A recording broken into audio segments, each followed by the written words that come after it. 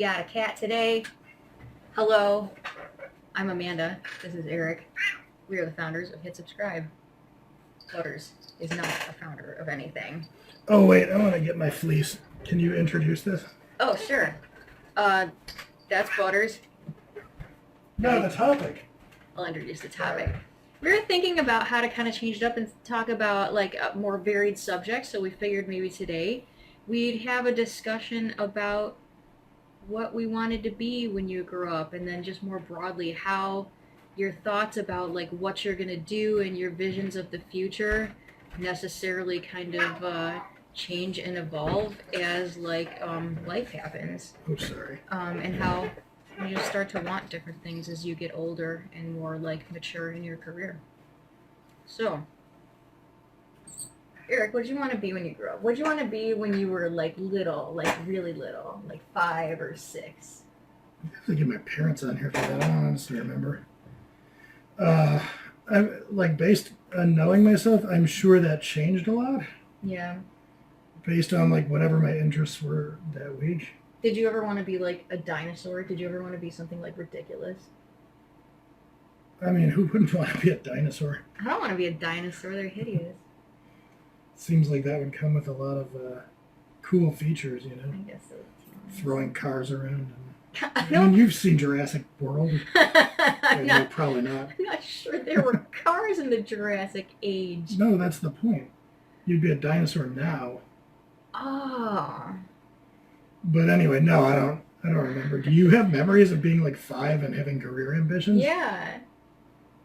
When I was really little, I loved animals since I was like a small squawk, and I definitely wanted to be a vet. That was like my earliest memory of like wanting to be something. The thing that you realize though when you love animals and you want to be a vet, that like that's not actually a great fit, because like I don't know, you always see the animals when they're like in pain and suffering, and sometimes you need to like respectfully end their lives. So like I'm not really sure that that was ever a great fit. So, but I wanted to work with animals. And then when I got a little bit older, I wanted to be an artist. And that actually continued very, very far into adulthood. Very far, embarrassingly far into adulthood. Probably till I was like 25. What do you want to be at a later date? Like, what do you want to be in middle school and high school? To the best of my recollection, in middle school, I envisioned myself as being a novelist. Like, I thought that I would write. Be a good fit for you. Yeah, I mean, it was kind of like the perfect thing, you know, for an introverted type. Like, oh, I'll hole up somewhere and be Stephen King or whatever. Like, but actually, I don't think for me that was a particularly like insane ambition. Just because like no, I didn't specify that I wanted to be a successful novelist. I just like to write. So I think a lot of people are, you know, I remember winning like short story contests and stuff. Like people, you know, thought that wasn't a crazy career path for me. It's a good fit for you because you are number one, very like self-directed and motivated to kind of create your own work without like anyone telling you what to do, and you're also very talented at writing. I remember the lifestyle of being an artist was very appealing to me too. It fit very much with like my natural energy patterns, which is do all the stuff, do all the stuff. Oh, I need to take like 3 days off and just kind of stare at the ceiling. Oh my goodness, I'm so inspired. So like, kind of like, the idea of being, oh, well, she's an artist. Sometimes she sleeps all days and then other days she stays up all night frantically pouring glitter all over stuff. Do artists work with glitter? I would be the kind of artist that works with glitter. Anyway, the lifestyle of that was very appealing to me, and honestly, it's still very appealing to me. I sometimes think that when I retire from Hit Subscribe, I'm going to be an artist. But what happened, so when you started to become more realistic, I shouldn't say realistic, because being an author is very realistic for you. When you started to think maybe more practical and immediate, like college, what did you want to do? I think at some point in high school, like I played a lot of guitar, so I had maybe I'll call it a stretch goal of like playing in a band or something. But I don't think I ever viewed that as realistic. It was more like if all the things were to go just right, maybe this would take off. But I got interested in technology, I think, when I started to look ahead to college. I did computer science, and I think the main thing that caused me to be interested in that was I wanted to go like play with robots, and that's exactly what I did. So I probably had a lot of different interests. When I actually, this is sort of a weird thing, but when I applied to college, I wanted to defer the decision about where to go and what to do as long as possible. Mm-hmm. So I picked, this was like a very sort of pragmatic play, I guess, but I picked, at each college I applied to, I picked the best or like the hardest to get admitted to school to apply to, Mm-hmm. figuring if I got in the college, then I would have the maximum number of choices for transferring majors. Mm. And so that basically impacted the decision. So, like, the school I eventually went to called Carnegie Mellon, I had applied to their computer science department, and then I just did that. Like, so that was it. So I don't know how forward looking I ever was beyond getting interested in technology with the rise of the internet kind of late in high school, and then just thinking like, well, I could spend college like playing with robots, and there seems to be a future in this whole IT thing. So that was kind of it. Oh. And then that work that did lead to your first initial job. I do think that like when you go to college and you start kind of like ruminating about things, that usually does kind of lead to your first job. Sometimes, not all the time. Especially if you have an idea of what you want to do. Although I will say that for a lot of college, the thing I really wanted to do is figure out a way that I could do literary criticism. And lots of people think literary criticism means you're a book critic, but like I'm talking about writing scholarly articles about viewing things through different lenses. So like, um, uh, for instance, when you're in school and you're reading Hamlet and they start talking about Freud, imagine like that's kind of like a psychological criticism of it. It's looking through the lens of Freud or whatever. And so like I decided that I just wanted to read books and look at them through all sorts of lenses and write essays about them, and that's what I was gonna. So I think I was still a little bit like maybe still in the clouds a little bit because like who gonna pay you to write that if you're not already an established scholar in the arena doing something else, probably teaching. So after that I shifted to thinking that I was going to be an editor, and that was indeed the first job that I got. I was doing freelancing, like in college a bit too. I was tutoring on how to be a better writer and became an editor. So that's what I wanted to be when I grew up. But like, You went from artist to editor. Were there like other vet to artist to editor? mm-hmm. Were there other stops along the way? mm, I mean, literary criticism, I guess that you just literary mentioned. criticism. A lot of like my 20s was just kind of staying afloat and like not really. I was kind of like focused on lower things on Maslow's hierarchy. So the artist was the thing that was keeping me through all that because I kept thinking like when I get my big break, it's gonna be amazing. But like I was bartending, so I mean like my career aspirations were make enough money so that I didn't have to bartend anymore, and I didn't know how that was gonna happen. um, so as our careers progressed, did you decide you wanted to be something different? I remember a time when we were first dating that you wanted to be an architect. That was like you were a Software architect? yes, like you were a software engineer. The story of my salaried career is kind of a depressing one if I think about like what my ambitions were.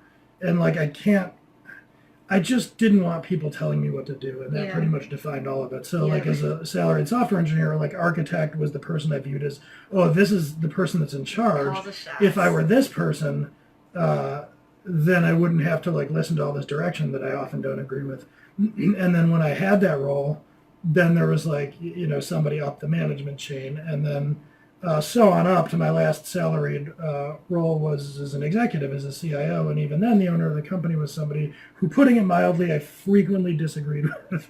So like most of my career leading up into my early 30s, which was this time, was mostly, it was less about lofty ambitions and mostly just trying to be left alone so I could do what I thought was best.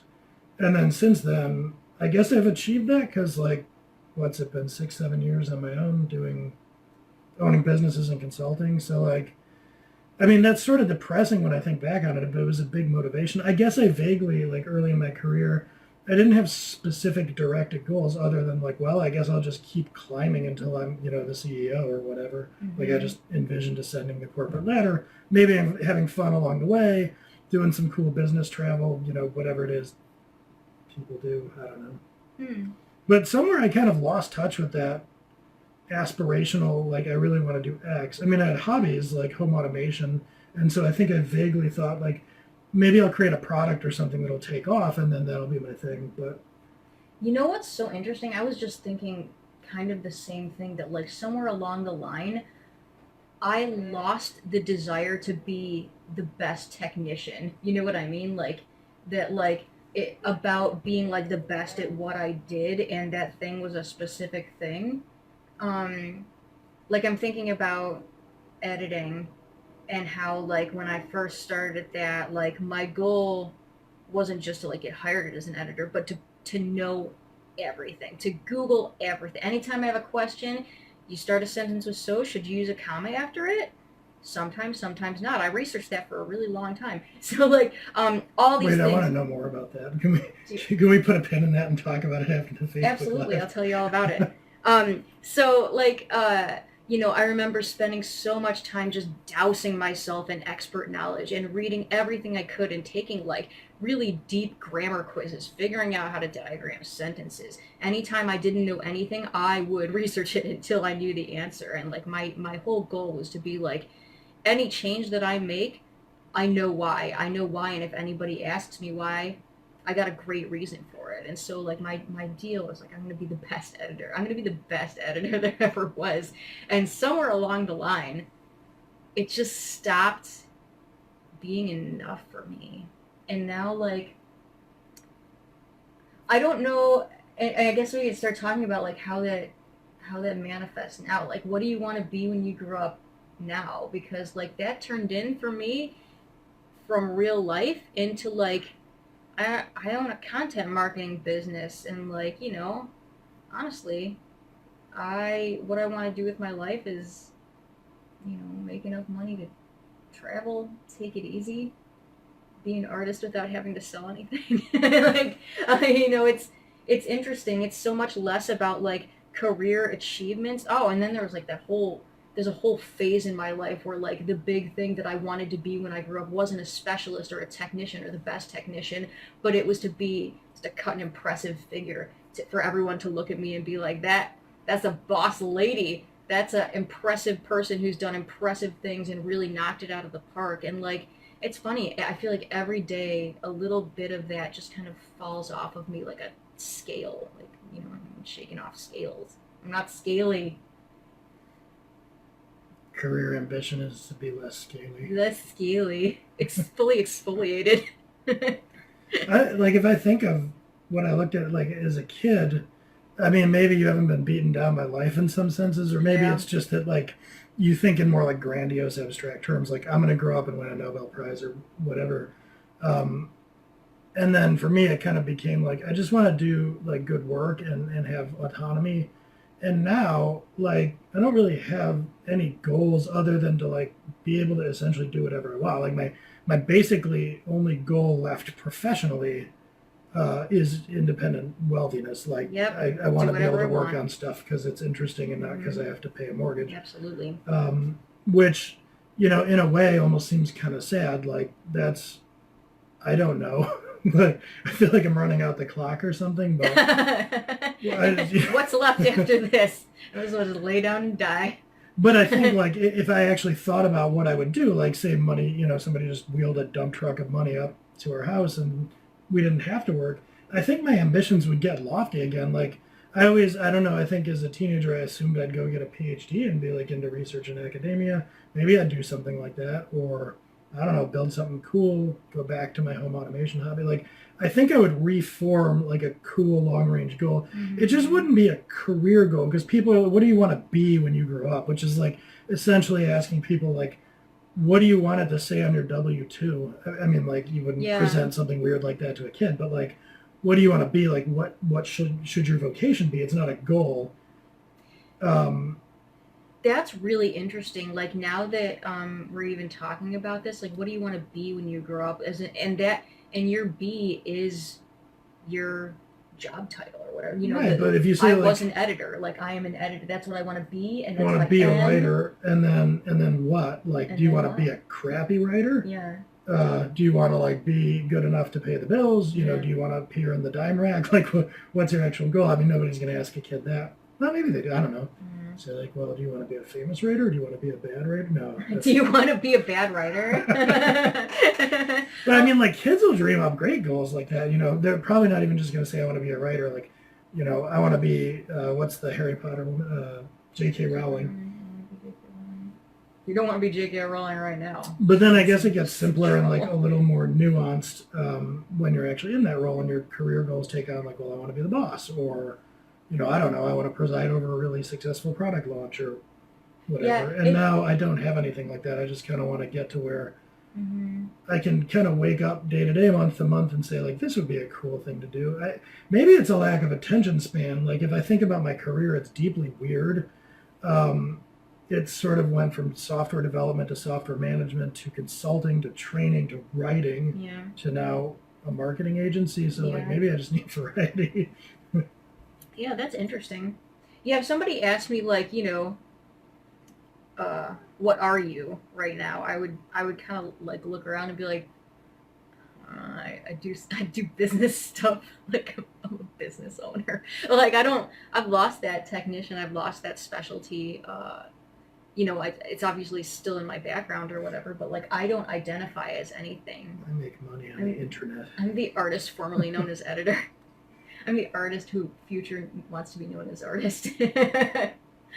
But like I think about school. How are we doing on time? Because I was thinking like maybe a nice way to kind We're of cruising. Yeah. But the phone's not dead yet. So all right.